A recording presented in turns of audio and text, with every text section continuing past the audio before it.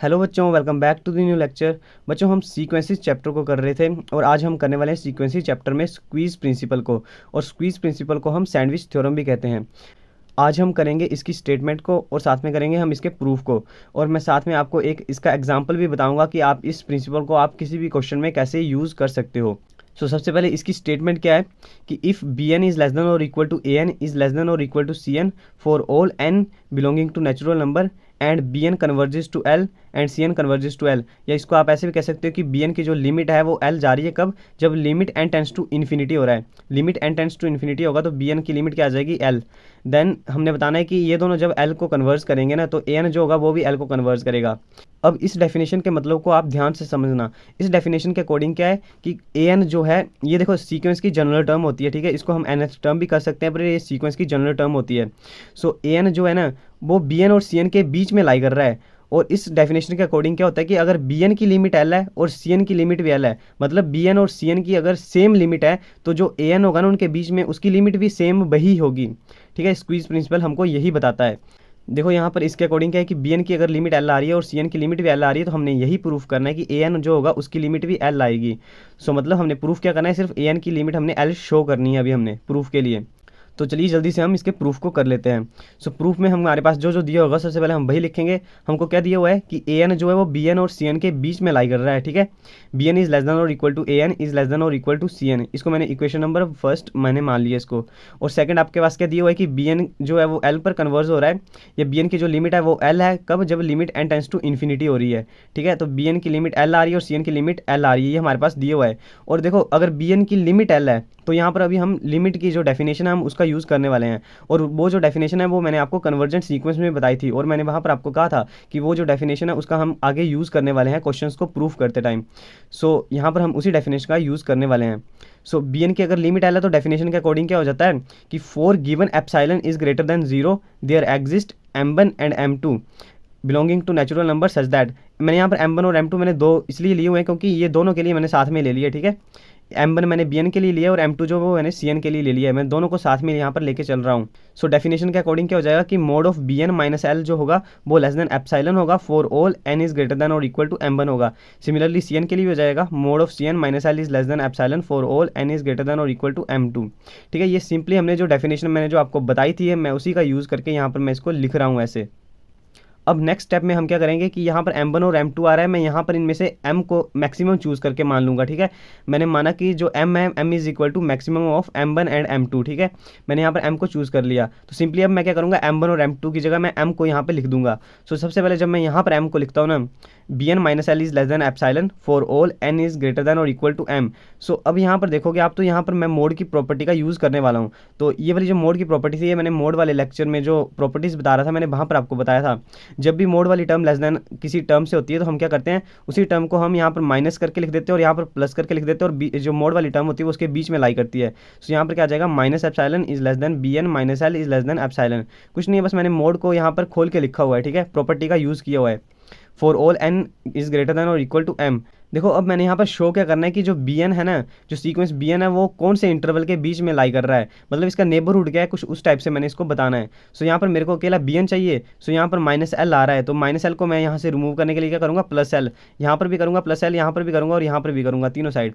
यहाँ पर क्या आ जाएगा एल माइनस एप्सिलॉन एंड यहाँ पर प्लस एल और माइनस एल कट जाएंगे, यहाँ पर बचेगा सिर्फ bn इज लेस देन, यहाँ पर आ जाएगा L plus epsilon for all n is greater than और इक्वल टू m, ठीक है। अभी तक हमने सिर्फ bn माइनस एल वाले को किया है सोल्व। अब हम cn माइनस एल वाले को भी करेंगे सोल्व। यहाँ पर क्या आ जाएगा cn minus L is less than epsilon for all n is greater than और इक्वल टू m। पहले m2 था फिर मैंने यहाँ पर m को जो है वो मैक्सिमम चूज़ किया, तो यहाँ पर आ जाएगा m। अब सिंपली मैं इसको भी ऐसे ही जैसे मैंने अभी ऊपर आपको बताया है वैसे ही मैंने इसको यहाँ पर खोल के लिखा और सोल्व करके इसका इंटरवल को मैंने निकाल लिया है। यहाँ पर मेरे पास आ गया L minus epsilon is less than C n is less than L plus epsilon for all N is greater than और इक्वल टू एम। अब मैंने इसको इक्वेशन नंबर 2 माना हुआ और इसको मैंने इक्वेशन नंबर 3 माना हुआ है।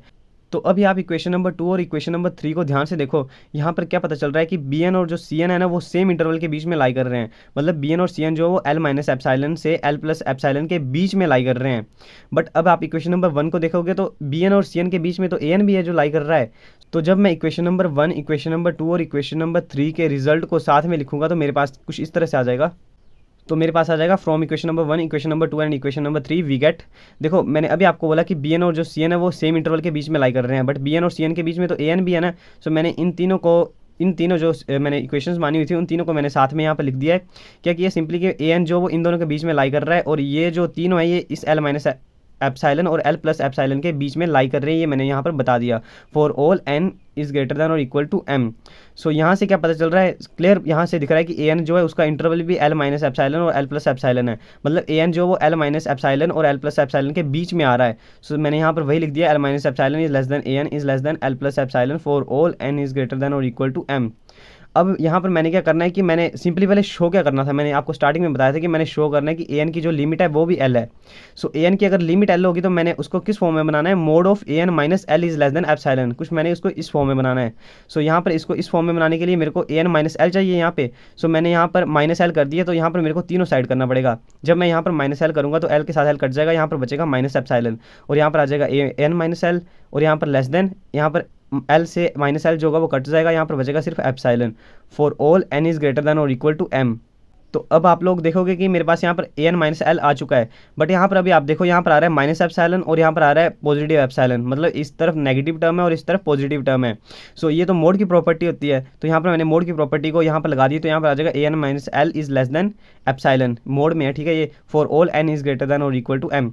अभी मैंने आपको बोला, और ये जो होती है ये किसकी डेफिनेशन है, ये लिमिट की डेफिनेशन है कि इसका इससे पता हमको चल रहा है कि ए एन की जो लिमिट है वो एल है, ठीक है, ए एन की जो लिमिट है एल है वो हमको यहाँ से पता चल रहा है। सो अब आपके पास फाइनल आंसर आ चुका है कि ए एन जो है वो कन्वर्ज कर रहा है एल पर। इसका मतलब क्या है कि जो लिमिट जब आप एन टेंड्स टू इन्फिनिटी करोगे तो ए एन की जो लिमिट होगी वो एल आ जाएगी, ठीक है। सो अब मैं आपको इससे रिलेटेड स्क्वीज प्रिंसिपल या सैंडविच थ्योरम से रिलेटेड अभी आपको मैं एक एग्जांपल बताता हूँ, फिर मैं आपको बताता हूँ कि आपने इस स्क्वीज प्रिंसिपल को आपने किसी भी क्वेश्चन में यूज़ कैसे करना है। सो बच्चों मैंने यहाँ पर एग्जाम्पल के लिए एक सिंपल सा मैंने क्वेश्चन लिया हुआ है। क्वेश्चन है कि show that sequence X n where X n is equal to sine N upon n converges to zero. हमने बताना है कि जो यहाँ पर जनरल टर्म जो एक्स एन है ना वो साइन एन अपॉन एन है, और हमने बताना है कि ये जो है ये कन्वर्ज कर रही है जीरो पर। सो अगर आपने ना सीक्वेंस चैप्टर में अगर आपने साइन एक्स या कोस एक्स वाले अगर आपने क्वेश्चन किए होंगे तो आपको पता होगा कि जो साइन एक्स की जो वैल्यू होती है वो होती है -1 से 1 के बीच में लाई करती है, ठीक है। ये अगर आपने किए होंगे क्वेश्चन तो आपको पता होगा। सो हम उसी का हम यहाँ पे यूज़ करने वाले हैं। So we know that -1 is less than और equal to sine N is less than और equal to 1।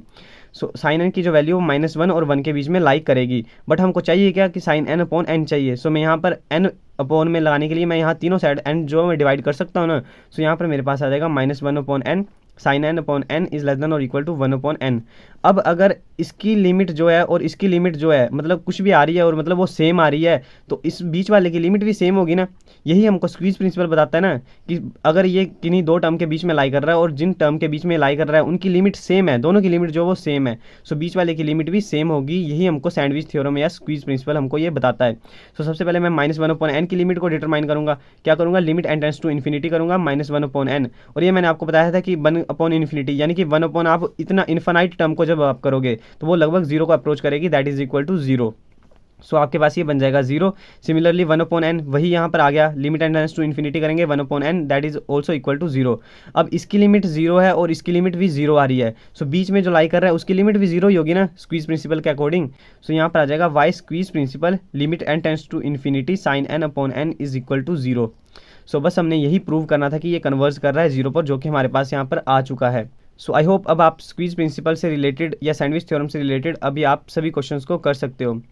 So thanks for watching this lecture. अगर आपको लेक्चर अच्छा लगा हो तो वीडियो को लाइक ज़रूर करें, और चैनल पर पहली बार आए हो तो चैनल को सब्सक्राइब ज़रूर करें। मिलते हैं नेक्स्ट लेक्चर में। Once again thanks for watching this video.